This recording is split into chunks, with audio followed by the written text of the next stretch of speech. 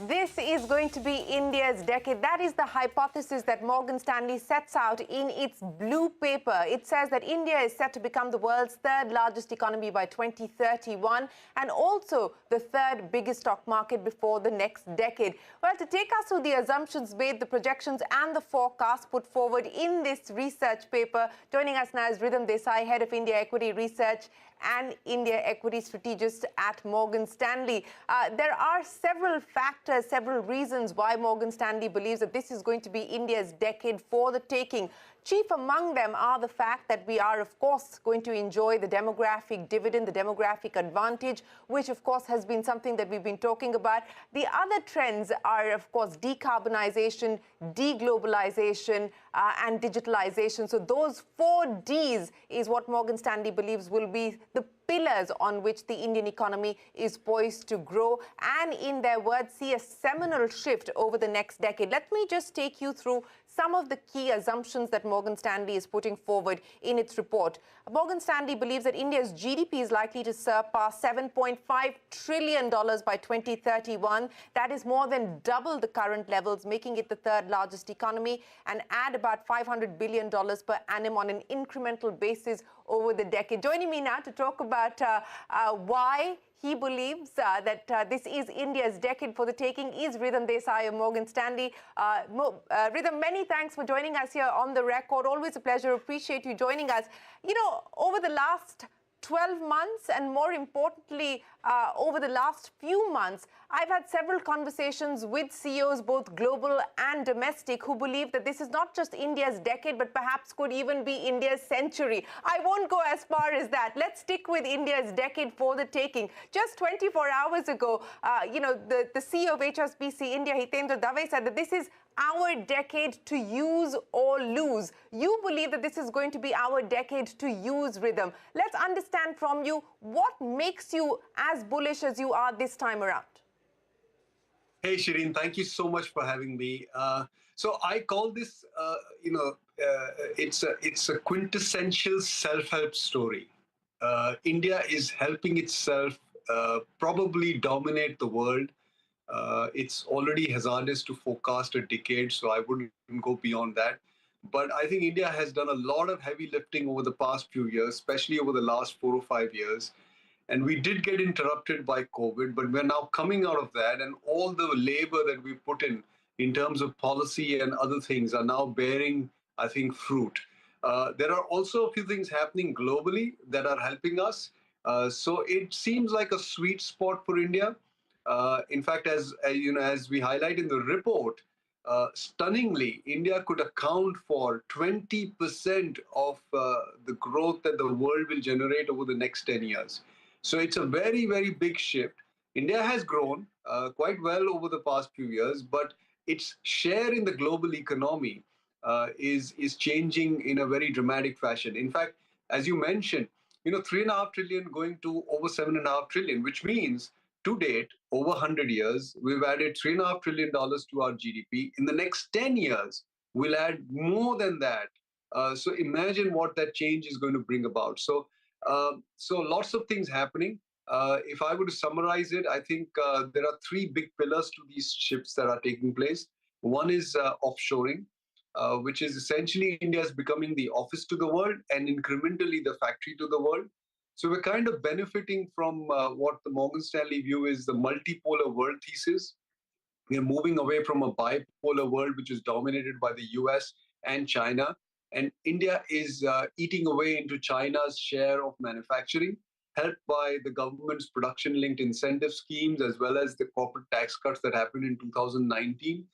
We have a proprietary MNC sentiment indicator, which is at all-time highs. And it's at all-time highs even relative to China. So, just concurring with your conversations with MNCs, even on a quantitative basis, it seems like several boards across the world are all prepped up to invest in India. And office to the world is a theme that has actually emerged post-COVID. So it's a silver lining to what was a pretty big human disaster, that CEOs suddenly learned that working from home is okay. And if you're working from home, you might as well work from Mumbai. It's a whole lot cheaper than working from Florida. And that is why jobs are being shipped into India. So offshoring is one big theme. The second big theme is India Stack. I loosely call it India's version of Grid, with the difference that it's actually a public utility. So anybody, you, I, a corporate, a telewala can build an API on top of it and deliver services to consumers. And the third big change is the energy thing. We have managed to provide access to over 600,000 villages in terms of electricity, and that's going to lead to a big change in energy consumption. Just for the statistic here, India currently consumes 800 watts per person per day. The comparison with the US is the Yeah. US does 9,000 watts. Now, 800 in our view is going up to 1450. And the big story here is that bulk of this will come from renewable sources. So the age-old problem that India had when oil prices went up, our macro always had a problem. That problem will wane in the future. So a lot of changes happening. And this is what makes us very bullish on India. And if you'll notice that most of these are India-led changes. We are making these changes to our macro, to our economic systems. I'm glad that you ended on that comment, Ridham, because you preempted my question in many ways, because you started by saying that this is a quintessential India self-help story. And what I wanted to delve a little deeper with you was how much of what you're projecting is based on the moves that India itself is making, i.e. what India is getting right, versus what the world is getting wrong at this point in time. So actually, I think 3 out of 4 are India related. The fact that we are a signatory to the Paris Accord, that's an India initiative, that we're committed to net zero, that we've got major renewable plans set up for the next 10 years. I think the Prime Minister has mentioned this many, many times, 500 gigawatts. We may or may not get to that exact number, but that's going to completely alter our energy supply chains. So that's all India related. The second India related thing is Aadhaar and India Stack. Nandan Nilekani, when he framed this 10 or 12 years ago, nobody thought it would be so potent as it is now appearing to be. It has revolutionized the way India invests, the way India makes payments, the way India stores documents. It's now going to change the way India spends money. It's going to change the way India lends money, and it's going to change the way India insures. So major changes. These are all idiosyncratic. Nobody else in the world has got this system. And the third big change which India is engineering is with respect to its policy. We made those choices in 2019. We decided that corporate tax rates need to be lower. We decided that we want to incentivize Capex. We put out production-linked incentive schemes and a slew of other things that the government has done in order to boost the investment environment. So these three are India-related. The only thing that's coming from outside is the shifts in geopolitics and the shifts in what was a bipolar world.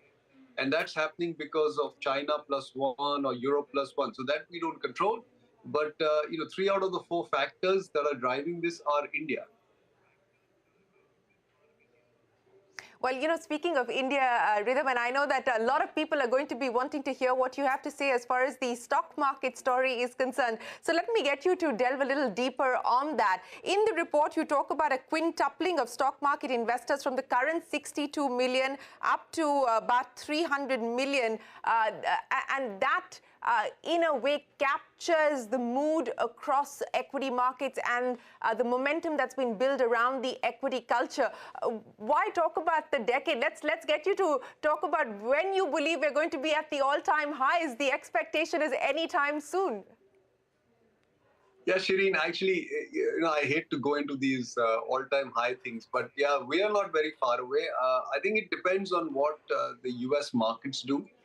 Even though we have kind of decoupled, as we have seen over the past several months, the fact is that the US is still the largest stock market in the world, and it seems to be forming a bottom. If it does form a durable bottom, then I think we will make a new high.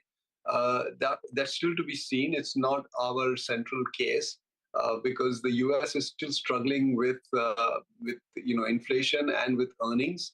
Very unlike India. India is not struggling with these things. So that's why India has done so well. I mean, just digest this number. This year, India has outperformed emerging markets by 34 percentage points. It's not happened ever before, this type of outperformance. it's really a very, very broken denominator. Emerging markets around the world are really broken.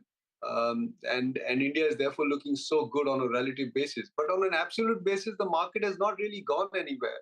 We've been digesting, the earnings. We've been digesting what was a relatively high P ratio, and things are, settling down. So it's been a typical consolidation, very, I would say, very benign consolidation. It could have been a far more volatile consolidation, but it's been a benign one. So I think we're prepping it up. I think 2023 looks like it will be a much better year for absolute returns.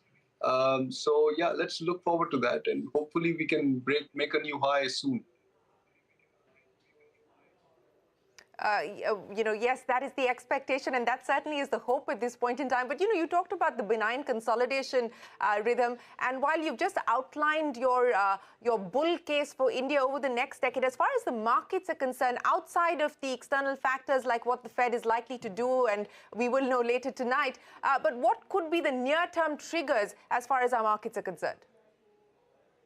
I think one of the things that, again, as I said, the near-term triggers are probably lying in the US rather than in India. So one thing we need the Fed to articulate that they think inflation is peaking, which is what I think is happening in the US. And if they think that inflation is peaking, then a lot of the bond market losses in the US will start reversing, and that will then feed itself into the equity markets. The next thing, of course, is what happens to US earnings, which will probably be quite bad over the next several months. Back in India, I think we'll focus on the earnings season. I think the earnings season is going to be one trigger to watch out for. We have our own central bank, which has still a little bit of way to go before rates stabilize. So that's another thing that we'll be looking at. I'll be looking closely at commodity prices as well, because it doesn't look like the Russia-Ukraine war is yet settled, and it may be a source of bad news. So we have to keep an eye on that. Fertilizer subsidies in India have gone up significantly this year, and the underlying assumption is this will roll back next year. So keep an eye on that. Ammonia plants across Europe have been shutting down because gas prices are too rich. So we need to see those things come back and fertilizer prices to settle lower. That'll be good for our macro. And then, of course, we'll watch for how investments shape up. Because, Shireen, at the end of the day, to get a durable earnings cycle, which is what we are forecasting for India, needs a lot higher investment rate. And it requires corporate optimism. Now, I'm sensing that companies in India are getting more optimistic. They are starting to run into some capacity constraints. And therefore, there should be a pretty good Capex cycle in the next 2-3 years. And that will be great for earnings. So that's something that we'll watch out for as well.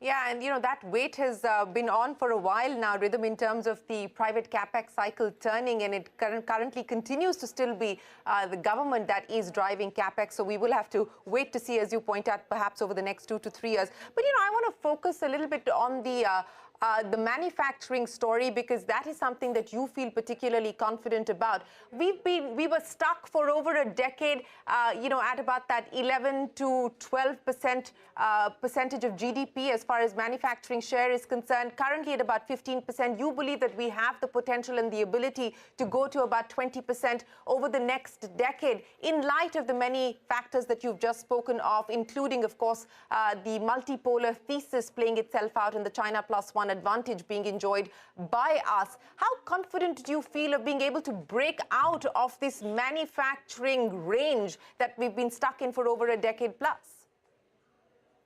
Actually, Shireen, manufacturing share in GDP has been declining for 3 decades now. So it's not just the last 10 years. In fact, it's ironical that in 1991, what was dismantled was all the constraints on the industrial sector.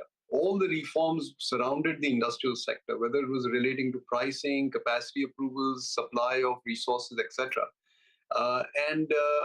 Ironically, it's the share of the industrial sector that actually declined. I think there were many constraints on the ground. And, we used to joke about this several years ago, that it was cheaper to import steel from Russia than bring it from Jharkhand to Mumbai. And that was, the basis of the problem, which is that we just didn't have a competitive logistics cost. Now, I think that has gone through a big change over the last few years. Infrastructure has been put in place. There's a huge focus on logistics, and therefore it has become more competitive. Of course, there are constraints in China as well, which is feeding into this story. But I think India is set to now become a meaningful part of the global supply chain. And a lot of companies will reveal this to you that they're receiving orders. Hitherto, they didn't have access to those orders because Chinese companies used to take those orders, and they are now all set to increase capacity to service these export orders. On top of this, multinational companies are looking at India as a very attractive destination. A, to obviously put up low cost manufacturing. Our labor costs are less than China now. That wasn't the case 10 years ago or even 5 years ago. So now we're lower than China. And B, because we have a serviceable home market. Look at mobile phones. We are very big consumers of mobile phones. So it makes a lot of commercial sense to set up capacity in India, service that market, and then take the excess production and put it out of India. So I see this. These are the changes which inspire us to believe that manufacturing is now set to gain share in GDP over the next 10 years. Ridham, we are going to take a break, but don't go anywhere. We return with Morgan Stanley's Ridham Desai on why he believes this is going to be India's decade.